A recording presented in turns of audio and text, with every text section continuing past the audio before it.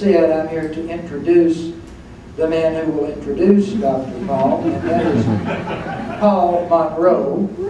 Paul Monroe created the Ron Paul Meetup Group in Boone in July of 2007, founded the ASU Students for Ron Paul in October of 2007, graduated from ASU in 2008 with a degree in political science, and will be attending Wake Forest University Law School starting next month. Paul Monroe.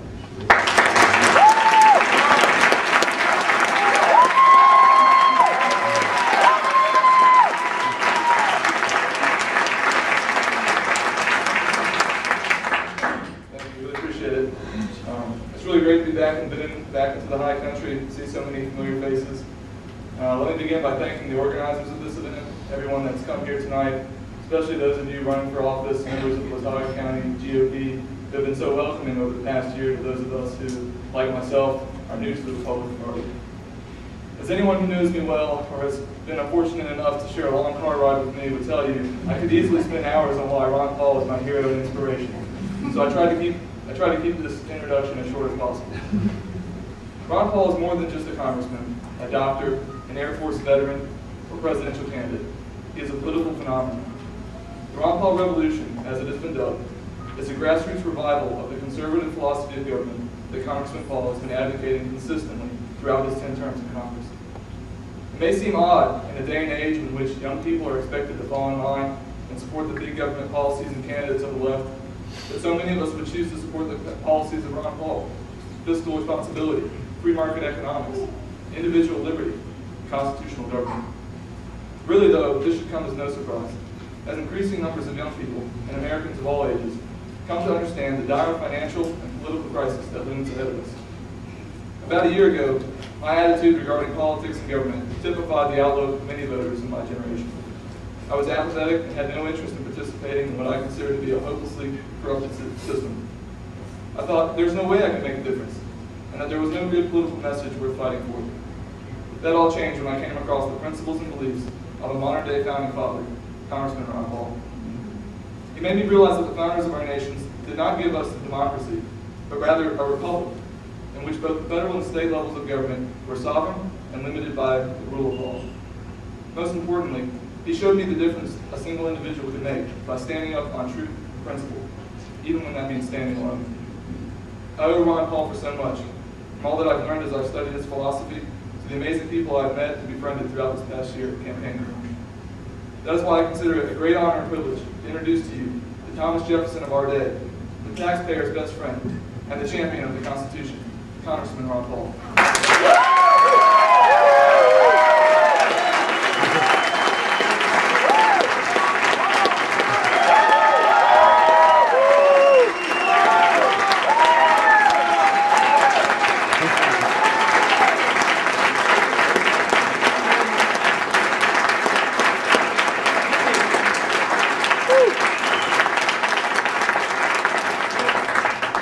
Campaign's a lot of fun, right?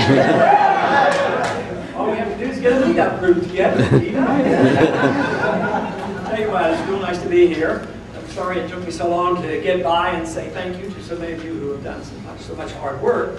Before I get into any remarks about what our activities have been and might be, I'd like to introduce my family. I'd like first to introduce my wife, Carol.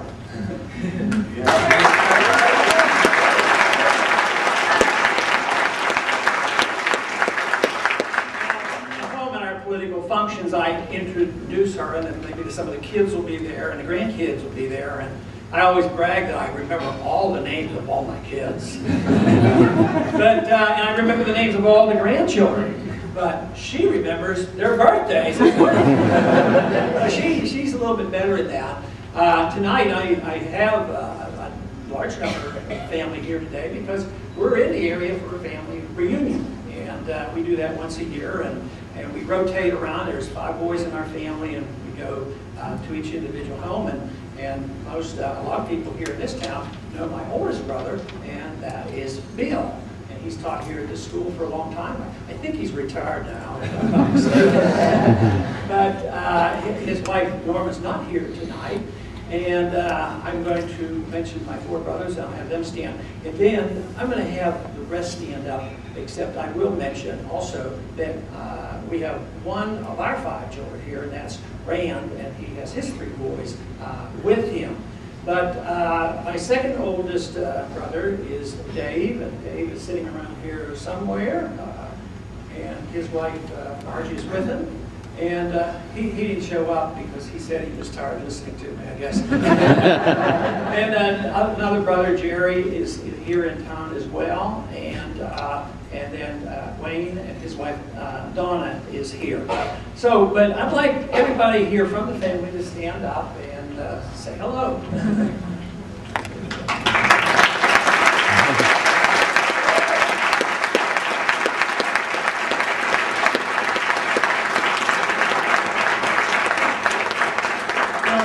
I think everybody that's been paying attention to the internet over the last year or so probably know how long Carol and I have been married, because I was fascinated. Not only was there something organized by these meetup groups around the country when they had this thing called a money bomb, and they raised like $5 or $6 billion in one day. That was pretty surprising, but probably what impressed me the most was when the information was leaked out that Carol and I were celebrating our 51st anniversary, and the supporters decided, you know, that might be a good time to send the campaign $51. And we raised $1 million that day. So those of you who participated in that, we were very grateful for that type of enthusiasm. But, you know, a lot has happened in the last year and a half. For me, I think for the country and politically. And to me, it's been very exciting. A lot more positive things happened than I ever dreamed of, to tell you the truth. Because I was very reluctant. I was a reluctant warrior because I've been in this battle for a long time. People ask me, well, what are you going to do now, you know, since the presidential election has been determined? I said, well, I'm just going to continue to do what I've been doing for 30 years. I keep campaigning for liberty. It might be in a different format, but that's what I will continue to do. But a year and a half ago, when the supporters came to me and said I should enter the race, I argued and said that the time wasn't right. I didn't know how the young people would respond. They're probably not interested. They're probably interested in other things. And I was delighted to find out that wasn't true. And also, we talk about a remnant, a group of people that are always there in society to pick up the pieces. It's a biblical example as well as an economic example of people who always exist to look after what is right and what is true. So there has been a remnant, but the biblical admonition is that nobody knows who they are, where they are, how many they are. And lo and behold, that group was much, much bigger than I ever dreamed. So once the campaign started, things sort of got out of hand in some ways. All of a sudden, things were discovered, and what happened on the internet was utterly amazing to me. And I do have to confess that, you know, there's a lot I don't know about the internet, but I do want to admit I've used the computer a whole lot in the last 10 years. But what I didn't know about was Meetup and Facebook. And evidently, a lot of people talk to each other on the internet. And it is positively amazing because today, routinely, I get others coming up, even on the House floor, and they'll say, you know, why don't you tell me how you raise the money on the internet? Like I had a strategy, like I had a organization, but I hired someone to do something more about the internet than I did. But it had nothing to do with that.